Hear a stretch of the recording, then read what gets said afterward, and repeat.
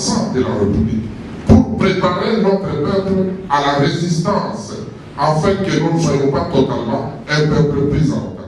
Victime d'acharnement politique face à l'ingouvernabilité dont fait face la République démocratique du Congo depuis un moment, lesquels d'ingouvernabilité caractérisée par l'intolérance politique indescriptible doublée de la méchanceté que subit Maître Pascal Niembo Muyumba de la part de prédateurs bien instrumentalisés par les salons politiques. Ces ennemis de la paix s'illustrent par plusieurs poursuites judiciaires pour des dossiers aussi vides, pour des raisons d'autosatisfaction politique, mais dans tous les cas, le peuple congolais n'est pas dupe. Tout part de l'ordonnance nommant le président des opprimés, Maître Pascal Niembo Muyumba, en qualité du directeur général du Centre d'expertise, d'évaluation et de certification de matières précieuses et semi-précieuses, CSC. Il est dit dans cette dernière qu'en cas d'empêchement du directeur général du Centre d'expertise, d'évaluation et de certification de matières précieuses et semi-précieuses, CSC, l'intérim doit être assuré par son adjoint.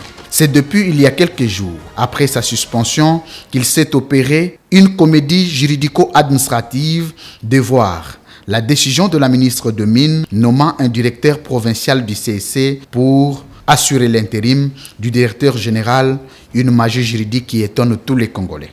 Outre la suspension du président des opprimés, Maître Pascal Niembo Muyumba, le prédateur de la République, se livre aussi à des spectacles judiciaires très désolants dont le but est de nuire délibérément en la personne de Pascal Niembo Muyumba. On reproche au président des opprimés avoir financé les services d'intelligence de la République démocratique du Congo pour la lutte contre la fraude minière. Étant en droit de le faire en sa qualité du coordonnateur national de lutte contre la fraude minière, cet argent a été financé par non la personne de Pascal Niembo Muyumba dont la tête déplaît, mais plutôt et surtout par l'institution dont il est l'animateur. Cet argent ayant subi son cours normal, aucun de ces services d'intelligence n'a démenti alors que bénéficiaire de cet argent. Comme l'objectif est de nuire ces fameux prédateurs et ennemis de la République, ne mesurent pas la portée de leur guerre sale dont la possibilité est de mettre à la place publique les secrets de sécurité de la République démocratique du Congo qu'on traite avec autant de légèreté pour des raisons